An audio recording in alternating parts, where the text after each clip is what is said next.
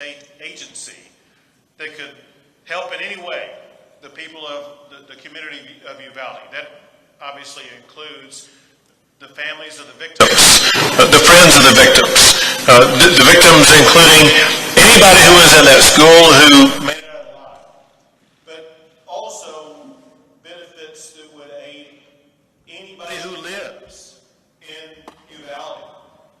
The entire community has been affected by this horrific crime. And through these state agencies that you will be hearing more about here shortly, you will see that we have, as a state, tremendous benefits that can aid those who are suffering and those who will continue to suffer, sometimes for many years. One thing I must emphasize, and that is we are going through short-term challenges right now. The reality is many of the challenges will be long-term challenges. Texas stands with Uvalde for the long term in helping every single person in this community be able to piece their lives back together, to heal as much as they possibly can. We will be here as long as it takes.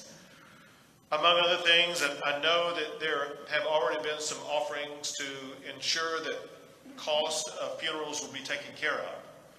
During the course of the meeting, there was an anonymous donor who attended the meeting and provided $175,000 to ensure that every cost of every family concerning anything about the funeral services is going to be taken care of. We appreciate that anonymous donor for his generosity, and we will ensure that those resources get into the right hands to make sure that no family who is suffering from incalculable heartbreak at this time will have to worry about a single cost with regard to anything concerning this travesty. Now, in addition to that, there are all kinds of needs as well as all kinds of services. One of the needs is need for mental health care. And we have an abundance of mental health care services that we are going to be able to provide. That includes state and private providers that will be providing mental health assistance to anyone in the community who needs it. And when I say anyone, that means the totality of anybody who lives in this community. We believe that you would benefit from mental health care services. Those mental health care services are free. We just want you to ask for them. The way that you can ask for them, whether it be today, tomorrow, next month, or next year, is this number: 888-690-0799. Mental health care can be reached by calling 888-690-0799. That helpline will be answered 24 hours a day, 7 days a week, whenever you need it. In addition to that, I am announcing the establishment of the One Star Foundation Fund to assist with ongoing challenges that will be faced by the victims of this crime. To put this into perspective, to help you understand how this works, we opened up a fund like this in the aftermath of Hurricane Harvey to assist all of the thousands of victims of Hurricane Harvey and received millions of dollars in support that went to those who faced challenges because of Hurricane Harvey. The exact same thing applies here. Right here is the address. It's onestarfoundation.org. onestarfoundation.org. To be more precise, if you go to onestarfoundation.org/Uvalde, you make a contribution at that site that is already a pre-registered 501c3 organization. Provide a donation to that site. There is no overhead cost.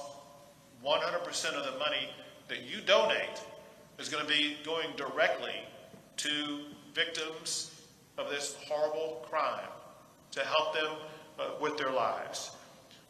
One of the pre-designated donation sites that it would be going to is the Robb School Memorial Fund. So again, the onestarfoundation.org.uvalde. Well, you can do your part to help out the people in this community that are suffering in incalculable ways. In addition to that, we have set up a central headquarters for Victim Assistance Services at the Family Assistance Center, located at the Uvalde County Fairplex. As we'll discuss probably here momentarily, there may be a relocation of that site, and we will keep everybody fully informed about where the relocation site will be. Every family impacted by the shooting has been assigned an advocate to help them with their needs. Among other things, there will be airfare, for example, whether it be through American Airlines, United Airlines, or JetBlue Airlines, that will provide victims' families with flights free of charge so that they can get here and be with their family members. The Family Assistance Center will cover the travel and lodging costs of families who have lost loved ones. Healthcare costs of families impacted by this tragedy will also be covered by Texas insurance companies and donations from private citizens. The Texas Housing and Community Affairs, for example, they have a fund to pay for needed supplies right now, whether it be food or gas or other essential needs. And that money is available right now as we speak. Also, at the Family Assistance Center, the Health and Human Services Commission, who you'll be hearing from more here in a second, they will assist families in finding health and human benefit programs. Staff from the Texas Department of Insurance, the Teachers Retirement System, the Employees Retirement System will provide access to benefits, including workers' compensation. Staff from the Texas Workforce Commission are available to get families child care and unemployment benefits. And state staff are available to provide assistance to business owners impacted by this tragedy. Healing the broken hearts, it's going to take a long time. But through the generosity of our fellow Texans and the good works of neighbors helping neighbors, we can begin to stitch back together the fabric of Uvalde. Helping us to do that is the leader of Uvalde himself, and that is the mayor of Uvalde, who I would like to ask to speak at this time. Governor, I'd like to thank you for bringing all these state agencies here and the services you've offered our community, our citizens, because these families are going to need this help, not just today, but in the long term, as you mentioned. So for that, Governor, I appreciate it. And all I can say is I've seen you these last 2 days, and the compassion and that you felt along with these families, and that I really admire it. I thank you. And like I said, and we appreciate everybody from all over the world and the country that has sent messages of encouragement and so forth. I mean, our hearts are broken here in Uvalde. It's a very, nobody ever wants to have to go through this, especially as a mayor. I never thought this was something I would have to go through. My heart's broken for these families. But the one good thing about our community is Uvalde is a strong community. I think if some of you reporters have been here a while enough, you'll see that there's a lot of unity in our community.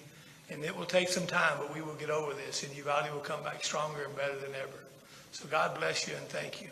Thank you very much. And someone who has been actively engaged in helping the victims of crime already and will remain engaged all the way through is the District Attorney, Christina Mitchell. Thank you, Governor, for being here. And we want to thank everybody that's reached out to us in Uvalde from across the state, from across the country, and across the world. We greatly appreciate all the support and kind words and prayers and assistance that has been sent to us. And like the mayor said, here in Uvalde County, we are down-to-earth people, we are salt of the earth people, and we are a family. And like a family, we're going to get through this together with each other and for each other, and we're asking everybody across the world to continue to support us. So I, the District Attorney, along with the FBI Victims Assistance people, the DPS Victim Assistance people, the Attorney General's Office, we have set up a Family Assistance Center at the Uvalde County Fairplex here in Uvalde. And at that center, it's a one-stop shop for all the victims. And we say victims, we mean everybody that was associated with Robb Elementary School. And when you come there, you're going to meet with a counselor, you're going to meet with all the services that the state has to offer, funeral services, Blue Cross Blue Shield, the Mexican consulate is there, the Red Cross is there, and we're there to provide all the services any family may need. And if you need something that's not there, then let me know. We will find it for you. And that's going to be open and continue until June the 1st. We are open from 9 a.m. until 5 p.m. There's also food there and a play center for children. And please come and see us. Any victims, anybody that needs help, please come there. It's a resource for everybody. There's also a victim services center at the Civic Center that's run by the school district, and that's for anybody affected in the school district, and they have that services there. So we thank everybody. We appreciate your support, and please keep our victims in your prayers, these families of the deceased children and school teachers, and keep us strong. Thank you. Thank you. And now I'm going to call up 7 leaders of seven different state agencies to give you a very brief explanation of what their particular agency does. There are more than 7 that are involved in this process, but we're calling up these 7. First is the Health and Human Services Commissioner, Cecily Young. Good afternoon. I'm Cecily Young, and I'm the Executive Commissioner at the Health and Human Services Commission. We do Medicaid, CHIP, and SNAP, and we have eligibility assistance available at the Family Assistance Center, and we'll continue to have eligibility assistance available on an ongoing basis once we move into the next phase of this. Additionally, as the governor mentioned, we have an 888 number. It's for mental health services. It's 888-690-0799. This is run by the Hill Country Local Mental Health Authority. So it is local. It is a 24 hours, 7 days a week call center that is able to connect people with services, with counseling, medication, counseling services, and telepsychiatry services. And they will be able to ensure that anyone in the community that calls in will be connected to other available mental health services. So it is a way to triage, again, to try to make it as easy as possible for the members of the community. Thank you. Next is the Texas Department of Insurance Commissioner, Cassie Brown. Good afternoon. I'm Cassie Brown. I serve as the Commissioner of Insurance for the Texas Department of Insurance. TDI is here to ensure that insurance companies are appropriately and quickly handling claims. What our department does is oversee the health insurance as well as the workers' compensation insurance claims. So if you are going to, if you're a private sector employee, if you're a public sector employee, those employed by the school district or those first responders, they're going to have workers' compensation coverage. Private sector employees should check with their employer to see if they carry workers' comp. Workers' comp covers mental illness and PTSD, so please make sure that you are taking advantage of that benefit for you. We have staff available at the Fairplex Center to help you start the process for processing your workers' compensation claims and to explain all the benefits that are available to you under the system. Thank you. Thank you. And now from the Teachers Retirement System, Brian Guthrie.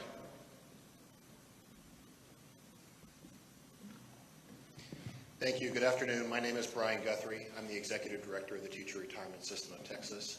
We are here today to not only help the families of the 2 teachers who tragically lost their lives and provide them the benefits that they are due, but also to help all the employees of not only this school district, but all the surrounding school districts to make sure that they have access to mental health and behavioral health services. We also recognize that not all the employees of these districts are members of our system and are for our healthcare program, but we want to thank our partners, Blue Cross Blue Shield and Teladoc, for extending those benefits to everyone who's employed in this district or any of the surrounding districts. Thank you. Thank you. And now for the Texas Employees Retirement System, Porter Wilson.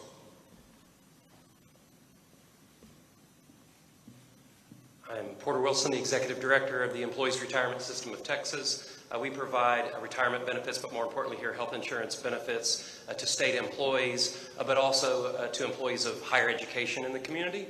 So the local community college employees will get health insurance from Health Select of Texas, which is provided by Blue Cross Blue Shield of Texas. And we've activated a 24-hour crisis hotline to help connect medical and mental health services. And we have that information available on the flyer. Thank you. And now from the Texas Workforce Commission, Ed Cerna.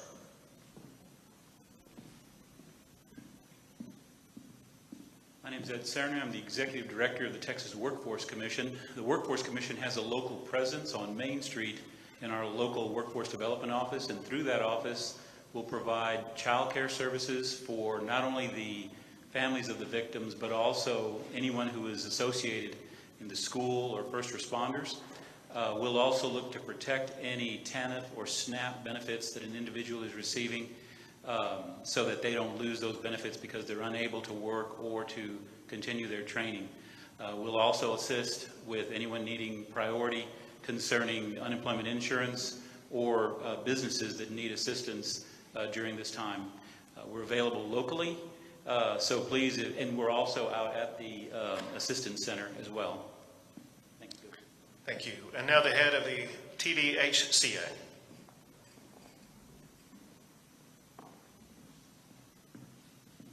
Good afternoon. I'm Bobby Wilkinson. I'm the Executive Director of the Texas Department of Housing and Community Affairs. We have a very flexible pot of grant funding that we're funding our local partner, the Community Council of South Central Texas. They have a field office here. They're at the Family Assistance Center. They're already passing out grocery and gas cards. They can help with lodging expenses, even some extended family. Maybe your grandma or someone's here and she needs help with gas, with lodging, etc. It's very flexible, and we're looking forward to helping as many people as we can. Thank you. Thank you. And last is the head of the Texas Education Agency, Mike Morath.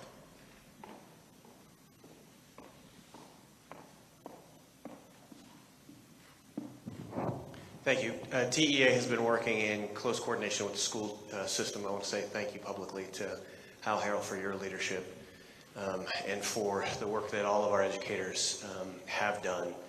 The agency provides support directly in the form of grant funds. We have offered supplemental counseling services. Those counseling services have been provided really around the clock since this began, and will continue to provide support as the school district prepares its responses for both summer and this fall.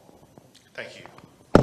So once again, whether it be the services you heard about, or there are many more that we talked about earlier, providing briefing to local officials. The state of Texas has robust resources to ensure that these families who have been devastated by this horrific crime, as well as the entire community, we will be able to help them with any and all of their needs. I cannot overemphasize enough that everybody, students, teachers, law enforcement, everybody in this community, please avail yourself of absolutely free mental health care. It'll pay off in the long run. With that, I'll be happy to take a few questions.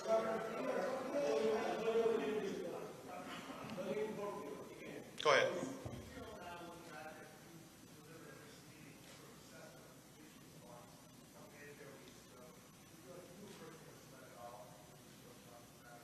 Sure. So,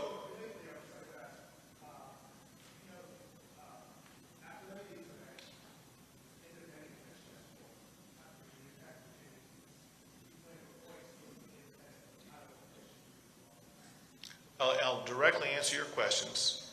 Before I start answering questions unrelated to the discussion that we've had about the benefits that we're providing to the community, let's take those questions first. I'll come back to you first. Go ahead.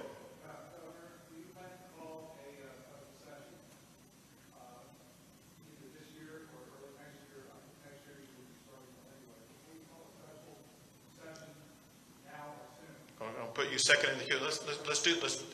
Let me make clear, maybe I wasn't clear. Before I start taking questions unrelated to the benefits that we're providing to the community, we have an obligation as a state to communicate to the people of this community the benefits that are available to them. Their lives are crushed. They have no idea what's going on. They may have no idea whatsoever how they're going to pay a bill. Let me give you an easy example of something explained to me. There was a parent who lost some glasses that were crushed in everything that happened. And he told someone he had no money to pay for it. We have money to pay for that stuff. There are people who have no idea about getting food. We have money that can buy them food. Let's discuss, if you have any questions about these benefits. If you don't have any questions, that's fine. But if there's anybody here. Governor, with all due respect, for 3 days this community has heard the version of the story, based in large part on what you told them on Wednesday afternoon, that these officers had acted with amazing courage. Today we learned that 19 officers stood in the hallway of that school for nearly an hour while attending inside of those children, which goes against what the way they've been trained. Sure. And I'm going to be answering that. And that's his. No, I'm going to fully answer it because that's what he asked. And I told him I'm going to answer his question first. Hold it. I understand. Is there anybody here who has any question about the benefits that are being provided to anybody here who's suffered because of this crime? All right. So let me answer your question. So your question. No, I remember it. Short answer, yes, I was misled. I am livid about what happened. I was on this very stage 2 days ago, and I was telling the public information that had been told to me in a room just a few yards behind where we're located right now. I wrote down hand notes in detail about what everybody in that room told me in sequential order about what happened. And when I came out here on this stage and told the public what happened, it was a recitation of what people in that room told me, whether it be law enforcement officials or non-law enforcement officials, whatever the case may be.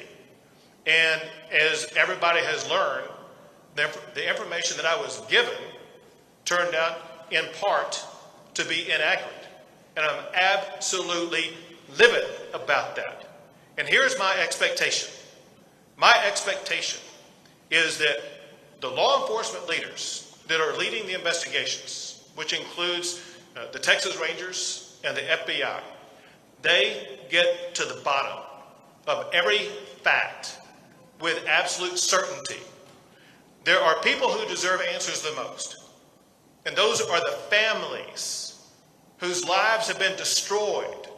They need answers that are accurate.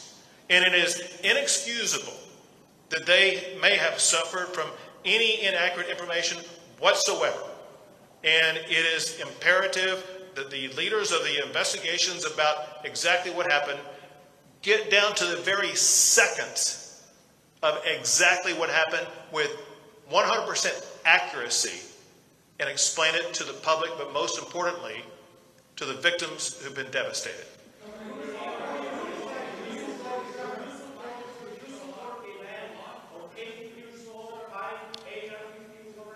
He had a backup question, and I'm coming to you next.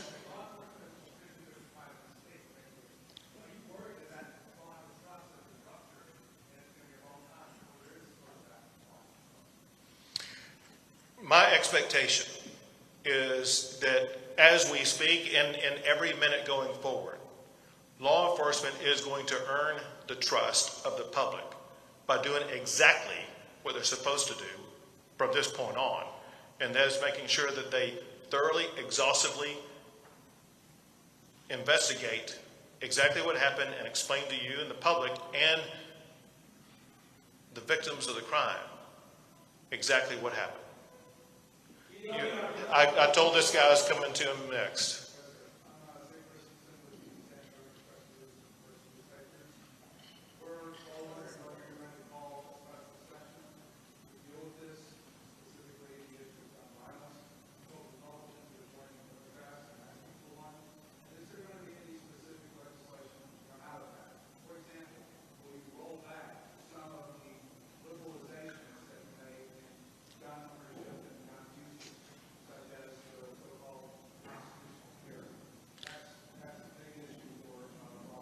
Sure.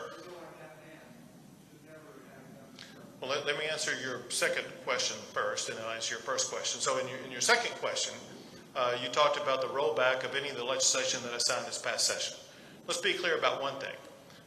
None of the laws that I signed this past session had any intersection with this crime at all. No law that I signed allowed him to get a gun, the gun that he did get. And so, again, there was nothing about the laws from this past session that has any relevancy to the crime that occurred here. With regard to the special session, let me just say this, and that is, first of all options are on the table.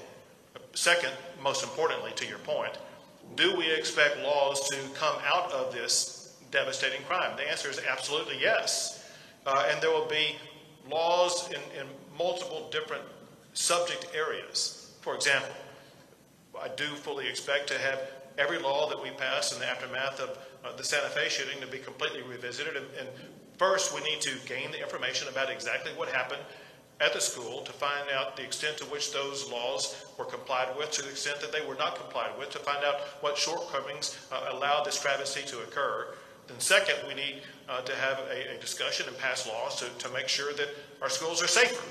And the people of Uvalde, but the people of Texas deserve that.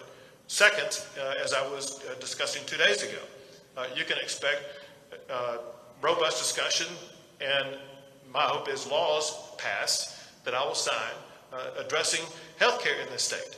There is an array of healthcare issues that we face as a state in general, but there are an array of healthcare issues that relate to those who commit gun crimes in particular. Those need to be addressed, whether it be the healthcare issues that I talked publicly here with the mayor about 2 days ago, and that would affect the community in general, or whether it be laws that address the challenges that are now surfacing that this killer had in his life that lead to someone doing what he did. And then there will be all other kinds of issues. But there will be committees formed, there will be meetings held, there will be proposals that will be derived, many of which will lead to laws that will be passed in the state of Texas. Because let me make one thing perfectly clear. The status quo is unacceptable. This crime is unacceptable. We're not going to be here and talking about it and do nothing about it. We will be looking for the best laws that we can get passed to make our communities and schools safer. Go ahead.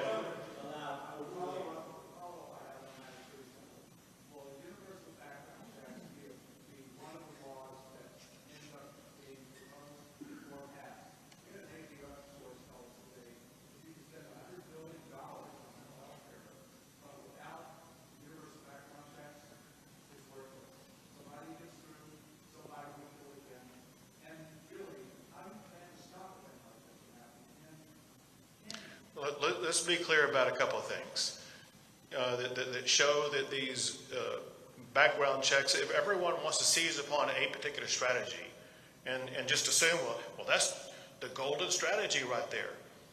Look at what happened in the Santa Fe shooting. A background check had no relevancy whatsoever because the killer took the gun from his parent. Look at what happened in the shooting in Sutherland Springs. There was a background check that was done. It was done in a flawed way that allowed the killer to get a gun. And so anyone who suggests, well, maybe we should focus on background checks as opposed to mental health, I suggest to you is mistaken. If there's anybody here who thinks we have perfect health care in this country, in this world, they're wrong. If there's anybody who thinks that we can't do more to address mental health care, they're wrong. They can. We can. And we're going to. Go ahead. Go ahead. Yes.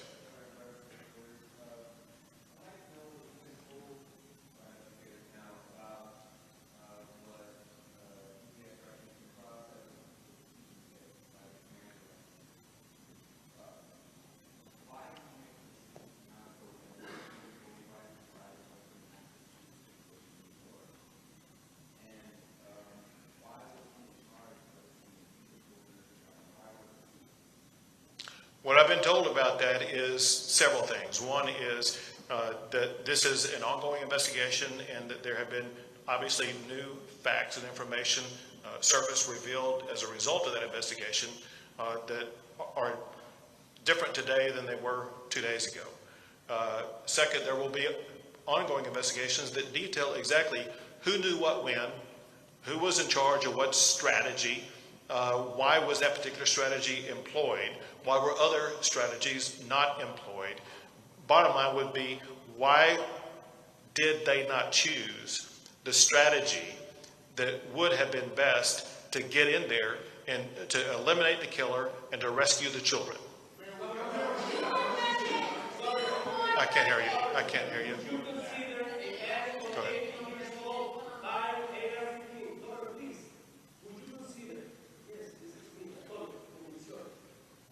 Antonio, how you doing, man? Good.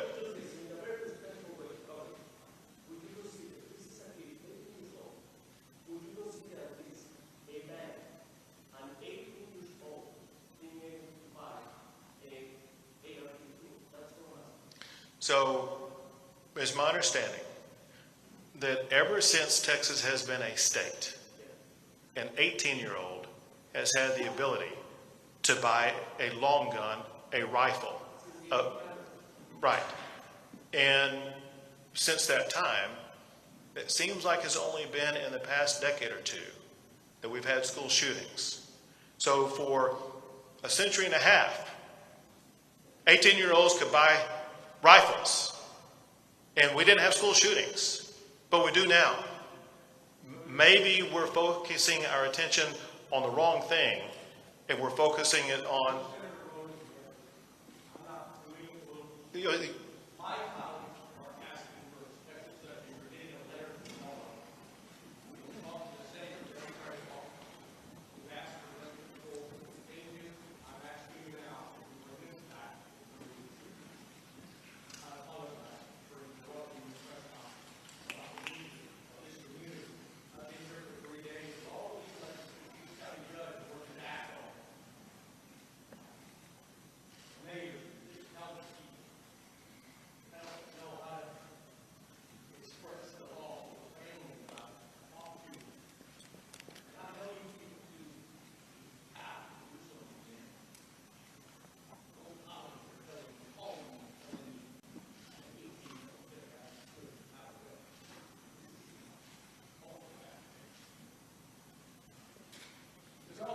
Next question. I can't hear you. Speak up.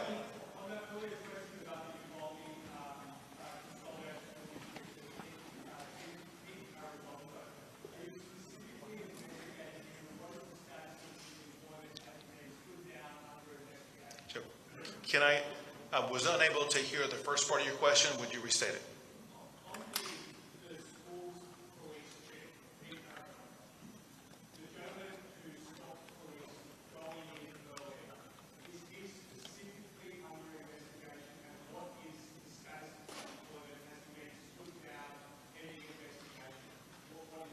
Okay, so every act by every official involved in this entire process is under the investigation conducted both by the Texas Rangers and by the FBI.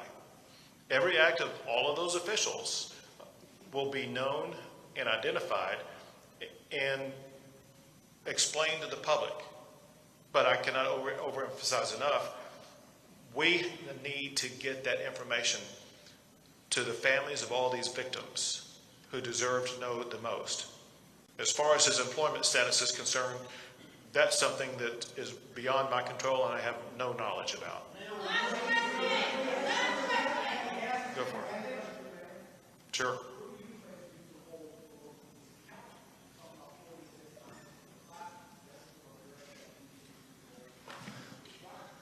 You know, as the governor said, I'm not in law enforcement. I have not. I'm the mayor of the city, and once we know what took place, what went down, we'll get to the bottom of it and see. I've been just as confused as you are, because as the governor was, I got the same information that the governor got until yesterday afternoon, I was blown away, and then again this morning, other information. So I don't have an answer for you yet, but I can tell you, if we need to make changes in that, we will. Governor,